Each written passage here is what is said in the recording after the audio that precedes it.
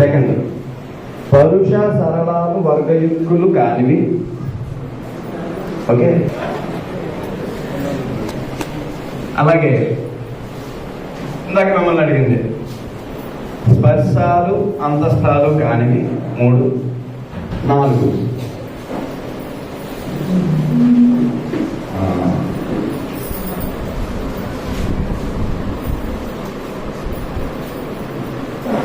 ఆలోచిస్తున్నాక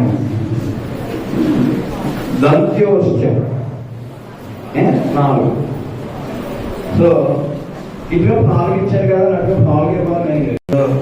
political mileage కోసం పెట్టినట్టు ఉండకూడదు. ఇది ఫుల్ కమిట్మెంట్ మీరు చేయగలిగితే ముందుకెళ్దామని చెప్పాం. వాళ్ళు మేము ఫుల్గా కమిట్మెంట్తో చేస్తాం. దాన్ని ఎంతవరకు మనం చేయగలం అంతవరకు చేస్తామన్నప్పుడు కొంతమంది స్టాఫ్ని టీచర్స్ని బయట నుంచి తీసుకొచ్చినప్పుడు క్వాలిఫైడ్ టీచర్స్ని కొన్ని ప్రైవేట్ సంస్థలు కూడా వాళ్ళు ఇక్కడికి రాకుండా అడ్డుకోవడం జరిగింది. అయినా వాటిని అన్నింటినీ అధిగమించి ఈరోజు 40 రోజులు కూడా మీరు చెప్పాలి. మీ కోచింగ్ ఎలా ఉందనేది మీరు చెప్పాలి. అది మీరు ఫుల్ సాటిస్ఫైడా? ఇది అడుగుతున్నాను మహోత్సవం గారు. అయితే ముందుగా వాళ్ళందరికీ కూడా నాకు ధన్యవాదాలు, శుభాకాంక్షలు కూడా. ఎందుకంటే నాకు తెలిసి మౌత్ పబ్లిసిటీ ఒకరిద్దరిని అడిగినప్పుడు కూడా అందరూ సాటిస్ఫైడ్ అని చెప్పారు. మధ్యలో ఒక రోజు వచ్చినప్పుడు అడిగినప్పుడు మరి అలాగే ఒక అన్నదానం చేస్తే ఆ క్షణం ఆకలి తీరేంత వరకే గుర్తుంటుంది. అలాగే రక్తదానం చేస్తే ప్రాణం నిలబడేంత వరకు లేదా ప్రాణానికి రక్షణగా ఉంటుంది. కానీ ఈ విద్యాదానం అనేది మాత్రం ఒక తరానికి రక్షణగా నిలబడుతుంది.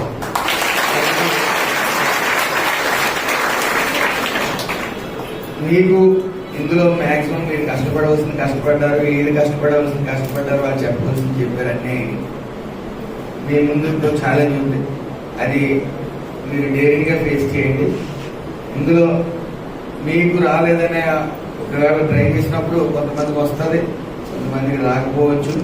అవన్నీ మీరు మనసులో పెట్టుకుని ఒత్తిడి మాత్రం పెంచుకోవద్దు. ఎందుకంటే ఓ విద్యా అర్హత పట్టుకుని ఒక డిగ్రీ చేతబట్టి ఉద్యోగం లేకపోవడం అనే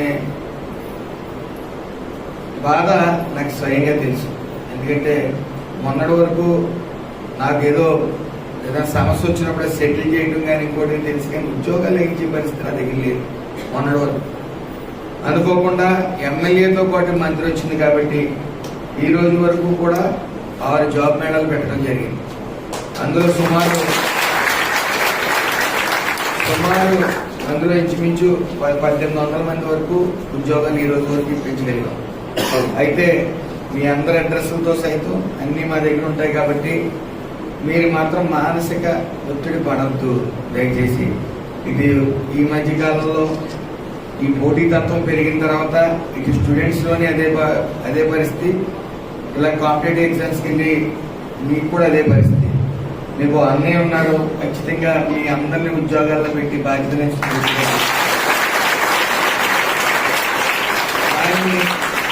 మీరు జయించాలి. ఏంటంటే మేము అక్కడికి వెళ్ళాం అంటే ఇక్కడే కావాలనుకుంటే ఇక్కడ ఏమీ సోర్స్ లేవు, మీకు అందరికీ తెలుసు కూడా. కాబట్టి మళ్ళీ కూడా నాకు తెలిసి ఇదే ఈ 5 సంవత్సరాలు మళ్ళీ డిఎస్సీ అనేది మళ్ళీ ఇంకొకసారి జరుగుతుంది, అందులో సందేహం లేదు. అలాగే మీకు అర్హత తగ్గ ఉద్యోగం కల్పించే పూర్తి బాధ్యత నాది. ఎందుకంటే వాళ్ళు ఎంత కమిట్మెంట్తో పనిచేశారో మీరందరూ అంతే కమిట్మెంట్తో ఇక్కడ ఉద్యోగం సాధించాలని చెప్పి మీరు అందరూ ఇక్కడికి రావడం జరిగింది. దాన్ని సహకరించిన వీళ్ళకి కానీ మీరు రిసీవ్ చేసుకుని మీరు చదువుకునే విధానం బట్టి కానీ చాలా మందికి రావాలని మనస్ఫూర్తిగా కోరుకుంటున్నాను. అందులో ఈరోజు ఐర్వెల్లి వినాయకుడి గుడి దగ్గరికి వెళ్ళి పూజ చేసుకుని రండి అని చెప్పి వాళ్ళు అలాగే వచ్చారు. దానికి ఏంటంటే మీకన్నా టెన్షన్ మాకుంది. ఖచ్చితంగా మ్యాక్సిమం మీ అందరికీ రావాలని మనస్ఫూర్తిగా కోరుకుంటా ఉన్నాను. అదేవిధంగా మీ బయోడేటాలు అన్నీ మా దగ్గర ఉన్నాయి కాబట్టి ఈ ఎగ్జామ్స్ రాసిన తర్వాత రిజల్ట్ వచ్చిన తర్వాత కూడా మీరందరూ కూడా మరొకసారి మీ అందరికీ ఫోన్లు చేస్తాం.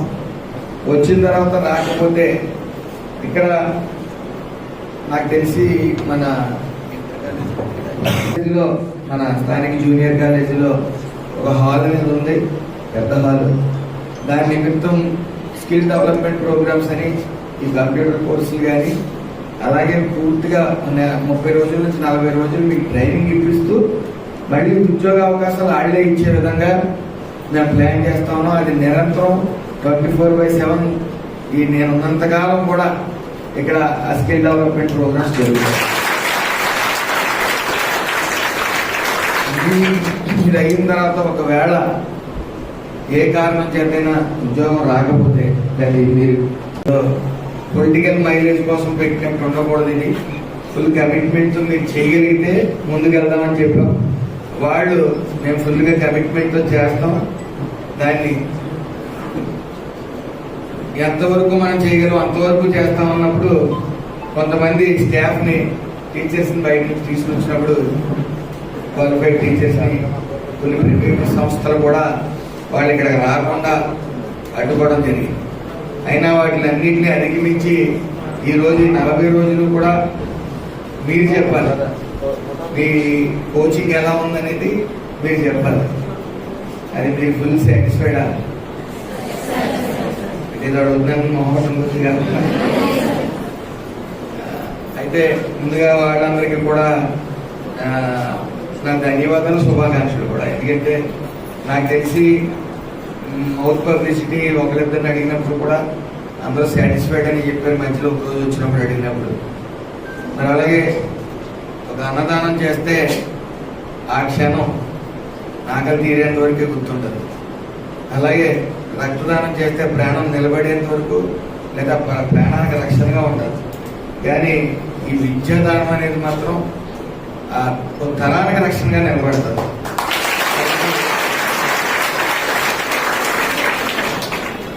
మీకు ఇందులో మ్యాక్సిమం మీరు కష్టపడారు, ఏది కష్టపడ్డారు వాళ్ళు చెప్పవలసింది చెప్పారని మీ ముందు ఇప్పుడు ఛాలెంజ్ ఉంది. అది మీరు డైరీగా ఫేస్ చేయండి. ఇందులో మీకు రాలేదనే ఒకవేళ ట్రై చేసినప్పుడు కొంతమందికి వస్తుంది, కొంతమందికి రాకపోవచ్చు. అవన్నీ మీరు మనసులో పెట్టుకుని ఒత్తిడి మాత్రం పెంచుకోవద్దు. ఎందుకంటే ఓ విద్యా అర్హత పట్టుకుని ఒక డిగ్రీ చేతబట్టి ఉద్యోగం లేకపోవడం అనే బాధ నాకు స్వయంగా తెలుసు. ఎందుకంటే మొన్నటి వరకు నాకు ఏదైనా సమస్య వచ్చినప్పుడు సెటిల్ చేయడం కానీ ఇంకోటి తెలుసు, కానీ ఉద్యోగాలు ఇచ్చే పరిస్థితి నా దగ్గర లేదు. మొన్నటి వరకు అనుకోకుండా ఎమ్మెల్యేతో పాటు మంత్రి వచ్చింది కాబట్టి ఈ రోజు వరకు కూడా 6 జాబ్ మేళాలు పెట్టడం జరిగింది. అందులో సుమారు అందులో ఇంచుమించు 1800 మంది వరకు ఉద్యోగాలు ఈ రోజు వరకు ఇప్పించగలిగాం. అయితే మీ అందరి అడ్రస్లతో సైతం అన్నీ మా దగ్గర ఉంటాయి కాబట్టి మీరు మాత్రం మానసిక ఒత్తిడి పడద్దు దయచేసి. ఇది ఈ మధ్య కాలంలో ఈ పోటీతత్వం పెరిగిన తర్వాత ఇటు స్టూడెంట్స్లోని అదే పరిస్థితి, ఇలా కాంపిటేటివ్ ఎగ్జామ్స్కి వెళ్ళి మీకు కూడా అదే పరిస్థితి. మీకు అన్నయ్య ఉన్నారు, ఖచ్చితంగా మీ అందరినీ ఉద్యోగాల్లో పెట్టి బాధ్యతని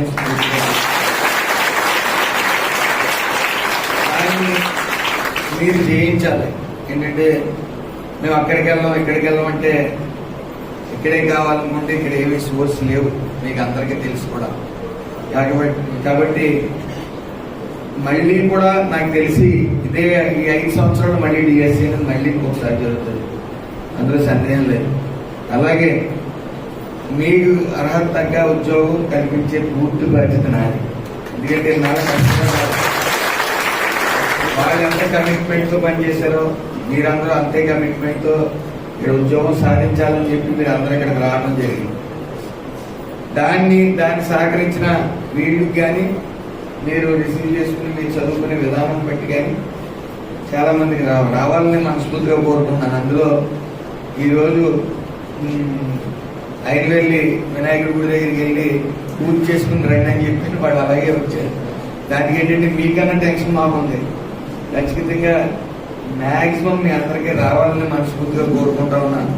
అదేవిధంగా మీ బయోడేటాలు అన్నీ మా దగ్గర ఉన్నాయి కాబట్టి ఈ ఎగ్జామ్స్ రాసిన తర్వాత రిజల్ట్ వచ్చిన తర్వాత కూడా మీరందరూ కూడా మరొకసారి మీ అందరికీ ఫోన్ చేస్తాం.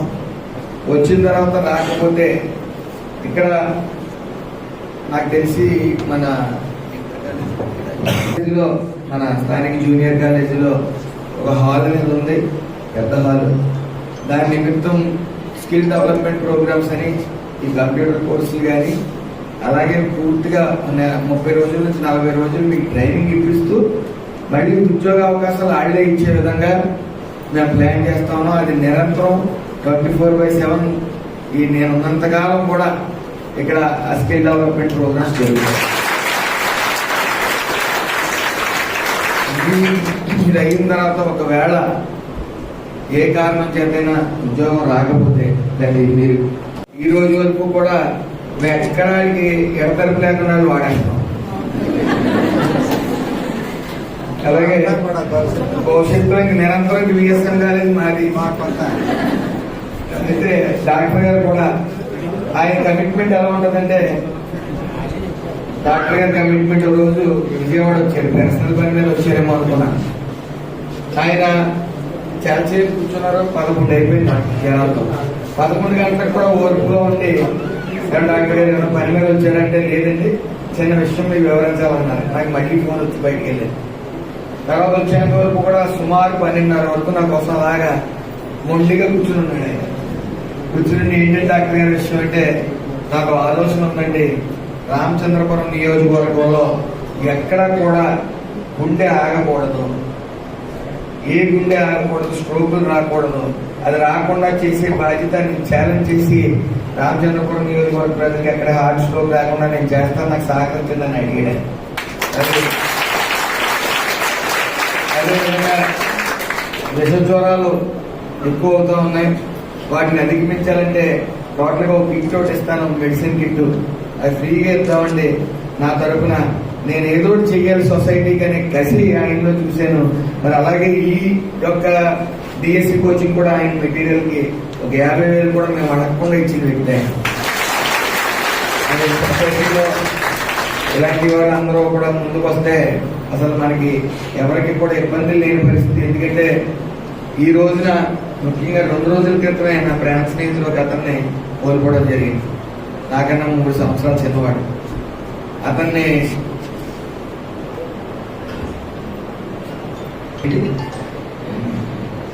అవన్నీ కూడా ఆట ఆగకుండా చేస్తాను అని చెప్పి ఆయన ముందుకు రావడం. మరి అలాగే మా కాలేజీ ఎప్పుడైనా సరే మీరు వాడుకోండి అని నేను ముందుకు రావడం, ఇలా సొసైటీలో ఇలాంటి వ్యక్తులందరూ మనకి ఉండాలి, ఇంకా ముందుకు రావాలని చెప్పి మనస్ఫూర్తిగా కోరుకుంటూ, అలాగే చిన్న పని ఉంది నాకు, అక్కడికి అటెండ్ అవ్వాలి, వెళ్తా ఉన్నాను. అందరికీ ఆల్ ది బెస్ట్.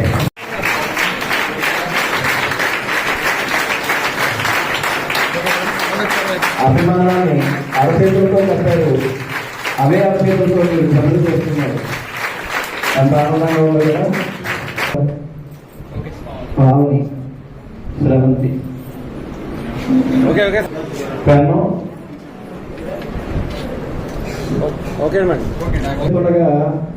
విఘ్నేశ్వరుడు రాశాడంటే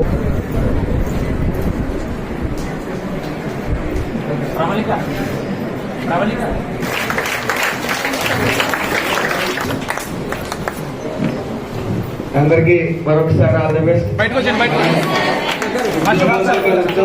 అలాగే ఉద్యోగాలు లేకపోయినా కలుద్దాం, మళ్ళీ ఉద్యోగాలు చేద్దాం.